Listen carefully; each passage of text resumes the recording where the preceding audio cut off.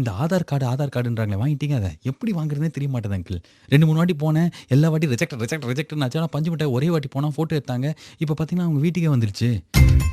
நான் நினச்சேன் ஃபஸ்ட்டு நப்பாசையில் என்ன நினச்சேன்னா, எலெக்ஷன்லாம் முடிஞ்சு புது கவர்மெண்ட் வந்ததுக்கப்புறம் ஆதார் கார்டெலாம் கேன்சல். புதுசாக வேறு ஒரு கார்டு இதுக்கு என்ன ப்ரொசீஜர்னு சொல்லிட்டு சிம்பிளாக ஆக்குவாங்க. இல்லை கேன்சலே பண்ணிடுவாங்கன்னு பார்த்தாக்க கேன்சல் பண்ணாமல் Aadhaar card is continuing and all அப்படின்னு சொன்னதுக்கப்புறம் எப்படியாவது அப்ளை பண்ணலான்னு பார்க்குறேன். கிட்டத்தட்ட 6 மாதமாக என் முயற்சி கை கூடவே மாட்டேங்குது. சிறப்பு முகாம்லாம் போடுறாங்க. அது முடிகிற அன்றைக்கி தான் யாராவது மெசேஜ் அனுப்புவாங்க. சிறப்பு முகாம் இன் அவர் ஏரியா நாட் கோயிங் அப்படின்னா அட போடா இட்ஸ் நான்சென்ஸ் பிஹேவியர் எக்ஸிபிஷன் அப்படின்ற மாதிரி இப்போ வரைக்கும் அதில் இருக்கிற பாலாஜியோட சட்டத்தாங்கலத்தை நீங்கள் பெற்றா இருக்கிறது 92.7 பிக் எஃப்எம்ல டேக் இட் ஈஸி. இதே மாதிரி உங்களுக்கு 10 பைசாக்கு பிரயோஜனம் இல்லைனாலும் நம்மளை சுற்றி நடக்கிற நம்ம பார்க்குற நிக்கிற பக்கற கிக்கிறன்ற மாதிரி எல்லா ஐட்டத்தையும் அடுத்த ஒரு 3 மணி நேரத்துக்கு சம்மந்தமே இல்லாமல் செம்ம ஜாலியாக பேச போகிறோம். அது மட்டும் இல்லாமல் என்ன அப்படின்னு பார்த்தாக்க இந்த நவம்பர் டிசம்பரில் தான் நம்மளுக்கு அப்படியே வந்தமா என்னடா இதுன்ற மாதிரி தூக்கமாக வரும். போர்வைக்குள்ளே சுருண்டு படுத்துக்கணும் போல இருக்கும்.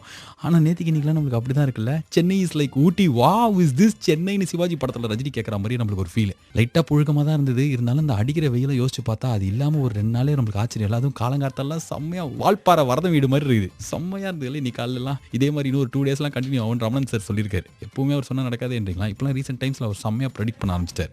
அது மட்டும் இல்லாமல் மழை பெஞ்சாலே ரேடியோவில் தொண்டு தட்டு செய்ய வேண்டிய சில விஷயம்லாம் இருக்குதுல்ல, அதெல்லாம் இன்னைக்கு இருக்குது உங்களுக்காக.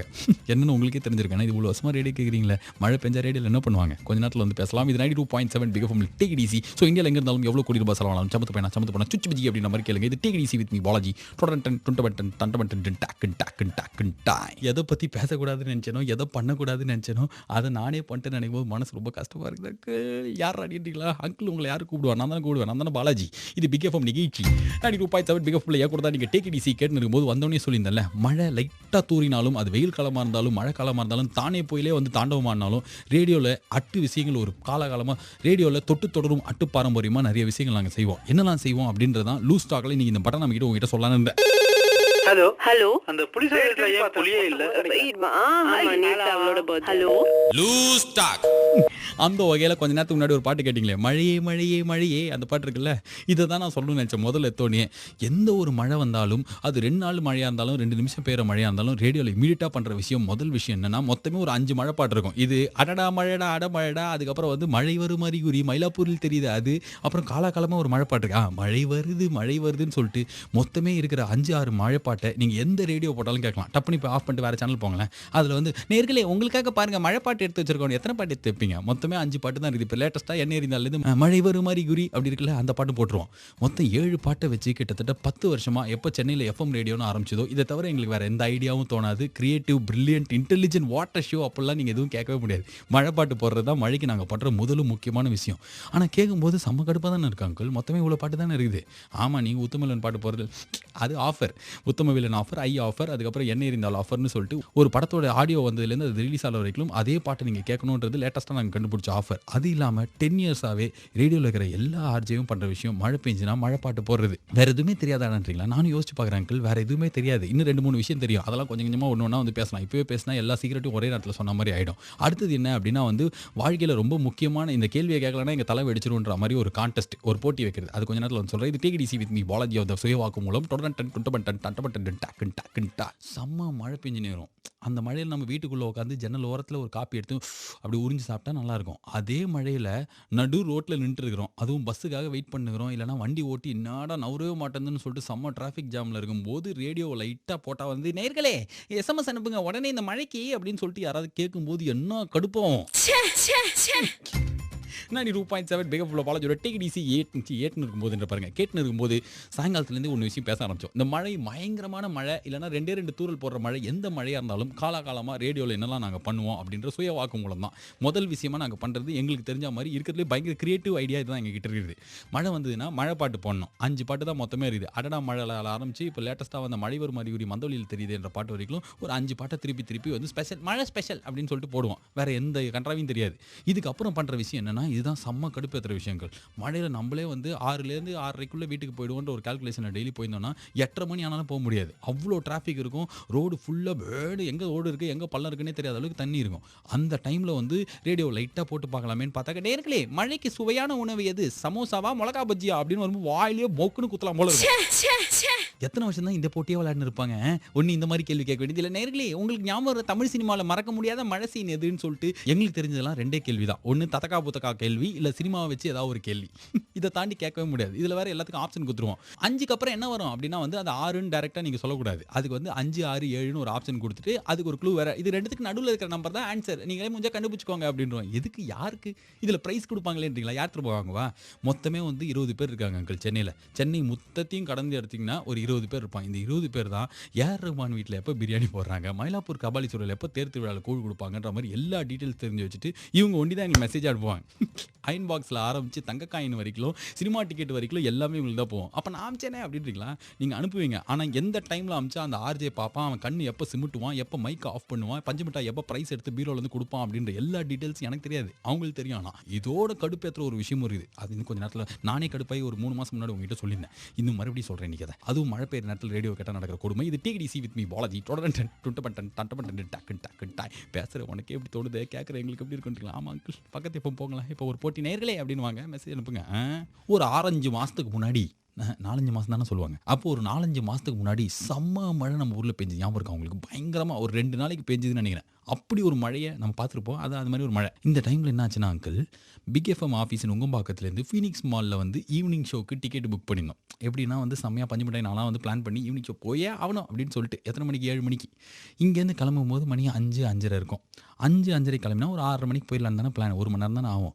கிட்டத்தட்ட 7:45, 8 மணி ஆகிற வரைக்கும் இந்த வேளச்சேரியில் ஸ்விம்மிங் பூல்லாம் இருக்குது அந்த ரோடு, அந்த இடத்த தாண்டவே முடியல அங்கிள். 7:45க்கு ஈவினிங் ஷோவை கேன்சல் பண்ணி நைட் ஷோக்கு புக் பண்ணோம். எத்தனை மணிக்கு? 10 மணிக்கு.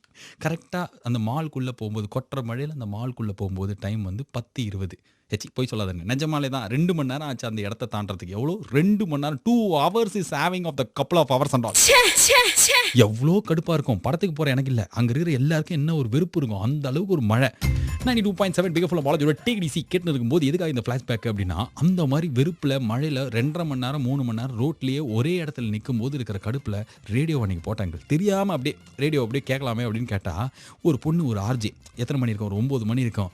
நேர்களே, இந்த மழை என்ன ரொமான்டிக்காக இருக்குது, என்ன ஒரு ப்ளசன்ட் வெதர், நம்ம ஊரில் இந்த மாதிரி ஒரு வெதரில் கிளைமேட்டில் இருக்கிற சுகம் இருக்கே அப்படின்னும் போது அப்படியே அடியே ஒரு கடுப்பு. யார் இந்த பொண்ணு, இதெல்லாம் சுவிட்சர்லாந்தில் பேசு, நம்ம ஊரில் நீ ஃபுல்லாகவே ஸ்தம்பித்தது சென்னை அப்படின்னு சொல்லிட்டு தினமலர் பேப்பரில் போடுவாங்களா, அந்த மாதிரி ஒரு நான்சென்ஸ் மாதிரி இருந்தது அன்றைக்கி நாள். இது ஏதோ சுவிட்சர்லாண்ட்லேயும் பேசுகிற மாதிரி. அங்கெல்லாம் மழை பெஞ்சுனா ஒரு கோசியாக இருக்கும், இல்லைனா வீட்டுக்குள்ளேயே ஜன்னல் ஓரத்தில் நின்னா வந்து அப்படி இருக்கும். ஆனால் ரோட்டில் இருக்கிறவனுக்குலாம் எவ்வளோ கடுப்பு. அவ்வளோ கடுப்பில் இருக்கிற ஒருத்தங்கிட்ட சுகமான இந்த பரவச அனுபவத்தில் நீங்கள் யார் கூட இருக்கணும்னு நினைக்கிறீங்க அப்படின்ற மாதிரி இருந்தது அங்கிள். நீங்கள் கேட்டிருக்கீங்களா? இன்றைக்கே நீங்கள் பக்கத்து எஃப்எம் போங்களேன், இப்போ நீங்கள் நுங்கம்பாக்கத்துலையோ இல்லைனா தேனாம்பேட்டையிலோ இல்லை ஏதோ ஒரு பெருங்கலத்தூரில் நிற்கிறீங்கன்னு வச்சுக்கோங்க. என்ன கொடுமை பெருங்கலத்தூரில் நிற்கிறதெல்லாம்.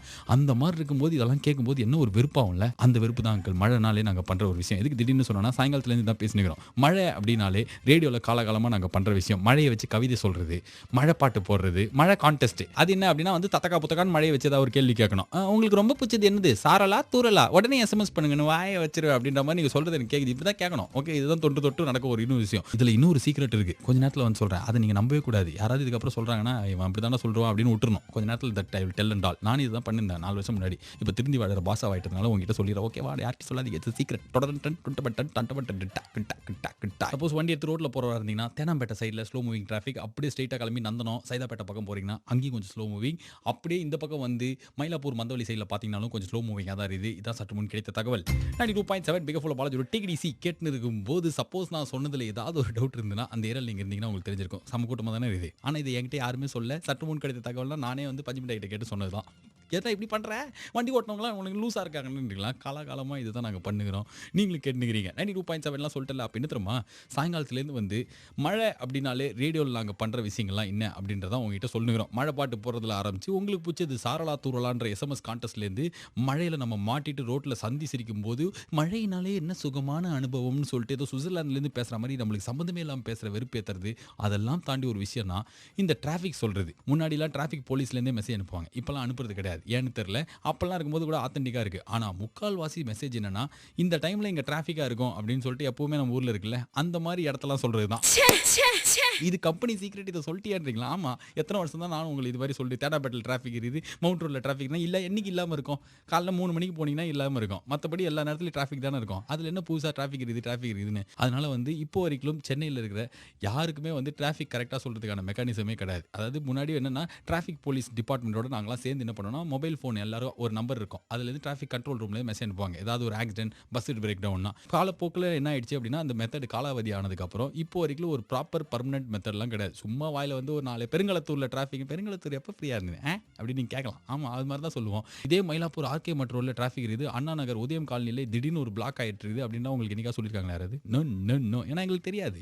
தெரிஞ்சது 4 ரோடு, அந்த 4 ரோட்டில் எப்பவும் டிராஃபிக் இருக்கும்ன்ற அனுமானம் அதில் தான் சொல்லுவோம். மிக பெரும் சீக்கிரம் சொல்லிட்டேன். அடுத்த வாட்டி இந்த மாதிரி traffic update brought you by அப்படின்னு கேட்டிங்கன்னா, அது நாங்கள் சொல்கிறதுக்கான ஒரே காரணம் brought you by. ஏற்கனவே அது யார்கிட்டயோ விற்றுருப்போம், சொல்லியே ஆகணுன்றதுனால வாயில் வந்தது தத்தக்கா புத்தக்கான்னு வளரிடுவோம். உண்மையை சொல்லிட்டேன். 92.7 பிக் எஃப்எம்ல இதுக்கப்புறம் நான் டிராஃபிக் அப்டேட் சொன்னால் நீங்கள் அதை நம்பக்கூடாது, ஆனால் கேட்கணும். ஓகேவா? வேறு எந்த ரேடியோவில் வேலை சேர்த்த மாட்டாங்களே இதுக்கப்புறம். ஐயோ இப்படிப்பட்டேனே, உண்மையை சொல்லிட்டேனே.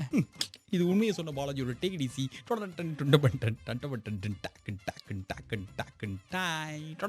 யாருக்குமே பிடிக்காத ஒரு 2 டீம் நீங்கள் மேட்ச் விளையாட போகிறாங்க. யாருக்குமே கரெக்டாக கண்டுபிடிக்கும் பார்க்கலாம். நேர்களே அப்படின்னு கான்டெஸ்ட்லாம் கிடையாது. சும்மா நீங்களே உங்ககிட்ட சொல்லிக்கோங்க, எந்த டீமாக ஐபிஎல்ல யாருக்கும் பிடிக்காது? கரெக்ட், அந்த டீம் தான் மும்பை. 2வது டீமும் நம்மளுக்கு ரொம்ப பிடிக்காத டீம்னா டப்புன்னு சொல்லிடலாம். ஹைதராபாத் இல்லை, அது கொஞ்சம் பரவாயில்ல, நல்ல டீம் தான். யார் இந்த கொல்கட்டா. மும்பைக்கும் கொல்கட்டாக்கும் கொஞ்சம் நேரத்தில் மேட்ச் ஆரம்பிக்க போகுது அங்கிள். அது என்னன்னு தெரியல, முதல் சீசனில் ஆரம்பிச்சு இப்போ வரைக்கும் இந்த மும்பையை பார்த்தாலே வந்து இந்த திமிரு பிடிச்ச ஜமீன்தார்லாம் இருப்பாங்கல்ல, இந்த தமிழ் படத்தெல்லாம் வருவாங்களே, திவான் திவான் திவான் திவான் சொல்லிட்டு நம்மளுக்கு தெரிஞ்ச நல்ல ஜமீன்தார் வந்து ரஜினி. அப்படி இல்லாமல் வந்து இன்னொரு அந்த எக்ஸ்ட்ரீமில் வந்து பொன்னம்பலத்தோட ஃபேமிலி ஒன்று இருக்குமே, அந்த மாதிரி ஒரு ஜமீன்தார் குடும்பம் மாதிரியே இருக்கும் இந்த மும்பை இந்தியன்ஸை பார்த்தாலே. எல்லா பெரிய பிளேயரும் கோச்சு அவங்களாம் விளையாடும் போது நம்மளுக்கு ரொம்ப பிடிக்கும். ஆனால் இந்த டீமில் இருக்கும்போது வந்து பிடிக்க மாட்டேன், ஏனே தெரியல. ஹர்பஜன் சிங்லாம் ஆஸ்திரேலியாவை ஆட்ரிக்லாம் இருக்கும் போது நம்மளுக்கு எப்படி பிடிச்சிது. ஆனால் மும்பைக்காக விளையாட ஆரம்பிச்சதுலேருந்து ஹர்பஜன் சிங்கை பார்த்தாலே இங்கே வா அப்படின்னு சொல்லிட்டு செம்ம கடுப்பாகுது uncle. Rohit Sharma, Ramgopal Varma, Pollard. West இண்டீஸ்லேருந்து யார் வந்தாலும் நம்மளுக்கு பிடிக்கும். ஆனால் வெஸ்ட் இண்டீஸ்லேயே பிடிக்காத ஒரு பிளேயர் அப்படின்னா அந்த பொலாடு தான். வெறுப்பாவது பொலாடை பார்த்துன்னு பிரகாஷ் ராஜ் வாய்ஸில் பேசுகிற அளவுக்கு நம்மளுக்கு பிபி ஏறும் அங்கிள். அதே சைடில் அந்த பக்கத்தில் இருக்கிறது கொல்கட்டா.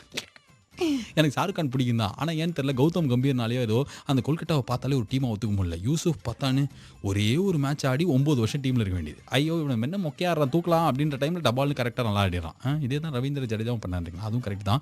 இந்த 2 டீமுக்கான மேட்ச் இன்னும் கொஞ்சம் நேரத்தில் ஆரம்பிக்கும் போது செம்ம இன்ட்ரெஸ்டிங்காக இருக்குது அங்கிள். இப்போ யார் கடைசி 4 இடத்துக்கு வருவானே இன்னும் வரைக்கும் சொல்ல முடியல. நேற்று மேட்ச்சில் பெங்களூர் ஜெயிச்சிருந்தாலும் கொஞ்சம் முன்னாடி போயிட்டு இருக்கோம். ஸ்தம்பிச்சு போகிற விதமாக நேற்று பஞ்சாப் ஜெயிச்சிருச்சு பார்த்தீங்கன்னா, செம்ம மேட்ச்சில் 10 ஓவர் மேட்ச் கெயிலி கிழிச்சு ஒரு 473 ரன் 10 ஓவரில் வரும்னு பார்த்தா இட்ஸ் பிசு போயிங் and going of the Punjab and winning and all. இன்னைக்கு மேட்சோட முதல் பால்லேருந்து கடைசி பால் வரைக்கும் நீங்கள் பிக் எஃப்எம்ல ஸ்கோர்லாம் கேட்டு தெரிஞ்சு நீட்டி முழங்கிக்கலாம். நீ என்ன பண்ண போறீங்களா? நாங்கள் வெளில போய் உட்காந்து ஜாலியாக மேட்ச் பார்ப்போம். ஏன்னா 8 மணிலேருந்து கருண் அப்படின்ற பாண்டிச்சேரியோட நம்பர் 1 பிக் எஃப்எம் ஆர்ஜே, ஏன்னா பிக் எஃப்எம்ல இருக்கிற ஒரே ஆர்ஜே அவராக தான்.